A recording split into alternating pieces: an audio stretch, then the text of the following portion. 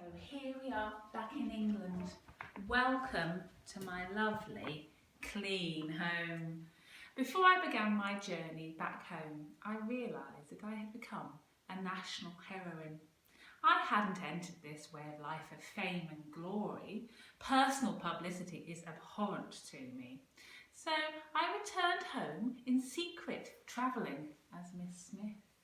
However, I realised I should use this newfound fame to my advantage and to force changes, persuade improvements through the advantages of public pressure. The people of Great Britain have become so angry throughout the Crimean War.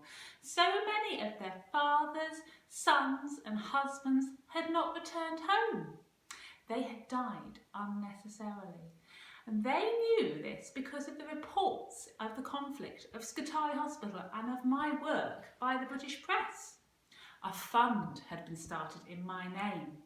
The British people had raised £45,000 in the Nightingale Fund. The Nightingale Trust was established to run the fund, and I established two main projects to use the money well. The first ever non-sectarian, non-religious training school for nurses at St Thomas's Hospital and a midwifery training programme at King's College Hospital in London. My own first priority, however, was the analysis of what went wrong during the Crimean War and my experience of Scutari Hospital. I worked with a team of experts and I wrote reports for the Secretary of State for War on the health, efficiency and hospital administration of the British Army. I reported on the miserable conditions the soldiers had to endure in the trenches, the defective and unhygienic condition of the hospitals where soldiers had suffered and died as a result of the failure to act on the gross sanitary defects. No provision was made for systematically caring for a soldier's health, but only for his sickness. I received many invitations for public appearances and celebrity parties, all of which I refused. The only one I accepted was an invitation from Queen Victoria and her husband Prince Albert to visit Balmoral Castle. I used this opportunity to argue for a royal commission to investigate and improve the health of the British Army.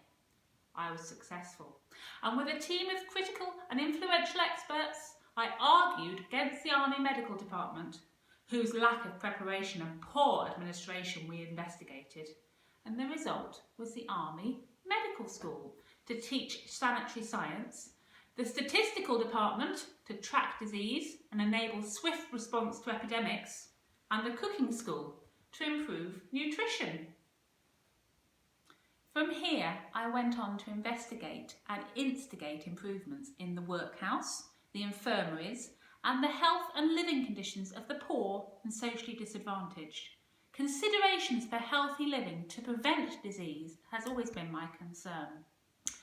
As you may already be aware, I became ill again on my return to Britain.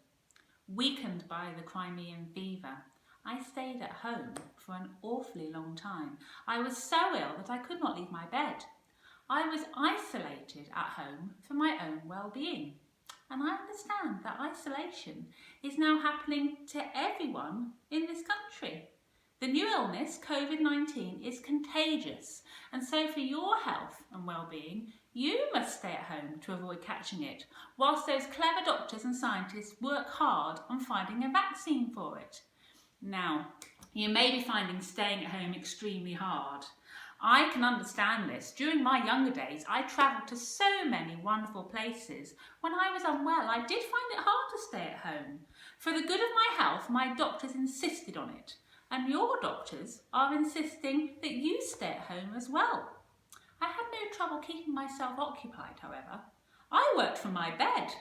I wrote reports, studied investigations, wrote letters to important army generals and members of parliament.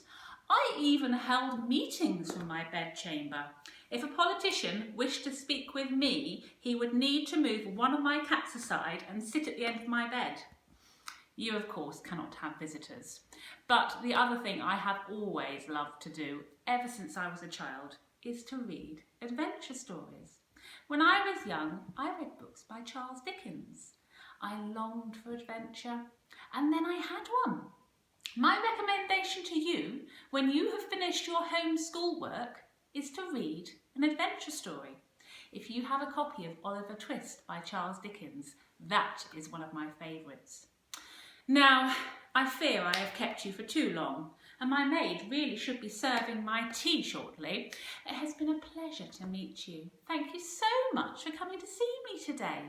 Do take care of yourselves, won't you? Stay home, remember to wash your hands properly, and say a great big thank you for all our wonderful key workers at 8 o'clock on Thursday evening, won't you?